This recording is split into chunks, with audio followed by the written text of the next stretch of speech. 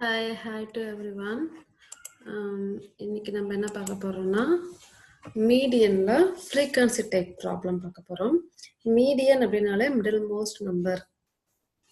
Okay, next frequency டைப்ல மீடியனோட formula வந்துட்டு size of n plus 1/2. n அப்படின்னா ஃப்ரீக்வன்சி டைப் பொறுத்த வரைக்கும் n அப்படின்னாலே டோட்டல் ஃப்ரீக்வன்சி அப்படின்னு சொல்லுவாங்க. எப்பவுமே வந்து மீடியன் ப்ராப்ளம் கொடுத்தாலே எடுத்தோடனே அசெண்டிங் ஆர்டர்ல வேல்யூஸ்லாம் இருக்கா அப்படின்றத நம்ம செக் பண்ணிக்கணும். எப்பவுமே எப்படி செக் பண்ணுவோம்னா எக்ஸை மட்டும் தான் நம்ம செக் பண்ணணும். எஃப் வந்துட்டு கரஸ்பாண்டிங்கா என்ன இருக்கோ, எக்ஸுக்கு கரஸ்பாண்டிங்கா வேல்யூ என்ன இருக்கோ அதை அப்படியே பார்த்து நம்ம எழுதிடணும். இங்க பாருங்க, ஃப்ரீக்வன்சி டைப்க்கான ஃபார்முலா பார்த்தோம். Size of n plus 1/2 term அப்படின்னு. ஸோ இங்க ஒரு கொஸ்டின் கொடுத்துருக்காங்க, compute median for the following data. X F ரெண்டு வேல்யூஸ் இருக்கு. ஸோ எக்ஸ் பார்த்தீங்கன்னா ஆல்ரெடி வந்து அசெண்டிங் ஆர்டர்ல தான் இருக்குன்றனால ஒன்றும் ப்ராப்ளம் இல்லை, அப்படியே பார்த்து எழுதியாச்சு. 3 காலம்ஸ் இருக்கிற மாதிரி டேப்லா காலம் போடுங்க. எக்ஸ்ன்றது கிவன் டேட்டா பார்த்து எழுதியாச்சு, ஃப்ரீக்வன்சி கிவன் டேட்டா அதையும் பார்த்து எழுதியாச்சு. ஃப்ரீக்வன்சி டோட்டல் போட்டிங்கன்னா 100, அதுதான் கேபிட்டல் என்னோட வேல்யூ. நெக்ஸ்ட் காலம் வந்து சிஎஃப். சிஎஃப் அப்படின்னா குமுலேட்டிவ் ஃப்ரீக்வன்சி சொல்லுவாங்க. குமுலேட்டிவ் ஃப்ரீக்வன்சி எப்படி ஃபைண்ட் அவுட் பண்ணுவாங்கன்னா ஃப்ரீக்வன்சியில் இருக்கிற ஃபர்ஸ்ட் வேல்யூ, ஃப்ரீக்வன்சியில் ஃபர்ஸ்ட் வேல்யூ என்ன இருக்குன்னு பாருங்க. இங்கே 7னா இங்கேயும் 7.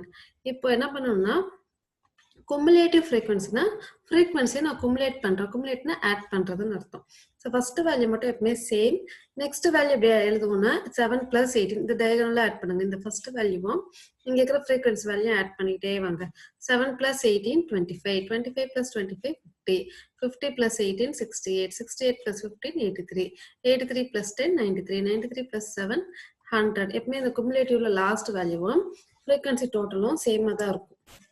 ஏன்னா நம்ம இந்த ஃப்ரீக்வன்சி தான் ஆட் பண்ணிக்கிட்டே எழுதுறோம் நம்ம, அதனால தான் இதோட டோட்டலுக்கு அது எப்பவுமே ஈக்குவலாக இருக்கும். நம்ம வேணா செக் பண்ணிக்கலாம், நம்ம போட்டது கரெக்டா அப்படின்ட்டு செக் பண்ணோம்னா இந்த ஆன்சர் ரெண்டும் சேமாக இருக்கான்னு பார்த்து செக் பண்ணிக்கலாம். நெக்ஸ்ட் இப்போ ஃபார்முலால அப்ளை பண்ண போகிறோம். ஃபார்முலா வந்து என்னது, சைஸ் ஆஃப் n plus 1/2. என்னன்றது ஃப்ரீக்வன்சியோட டோட்டல் 100 நம்ம ஃபைண்ட் அவுட் பண்ணியிருக்கோம். ஸோ என்னக்கு பதிலாக 100 ரீப்ளேஸ் பண்ணுங்க. 100 + 1/2னா 101/2. 101/2னா என்ன வரும், 50.5. இப்போ இந்த 50.5 வந்து இந்த குமுலேட்டிவ் ஃப்ரீக்வன்சியில் எந்த இடத்துல வந்திருக்குன்னு பாருங்க. 50.5னா ஒவ்வொன்றா பார்த்தே வருங்க. 7க்குள்ள 50 கண்டிப்பாக இருக்காது, 25க்குள்ளேயும் இருக்காது. 50.5 தான் நமக்கு வேணும். ஆனா இங்க எது இருக்குன்னா 50 வரைக்கும் தான் இருக்கு.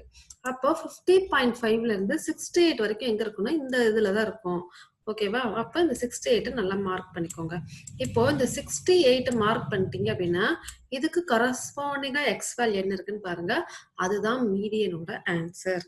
எப்பவுமே வந்து நம்ம என்ன பண்ணுவோம்னா இந்த ஃபார்முலால சப்ஸ்டிட் பண்ணி வர வேல்யூ சிஎஃப்ல எங்க இருக்குன்னு பார்ப்போம். அதுக்கு கரஸ்பாண்டிங்கா எக்ஸ்ல என்ன இருக்கோ அதுதான் ஆன்சர்னு எடுத்து எழுதுவோம் நம்ம. ஸோ மீடியன் வந்து 16.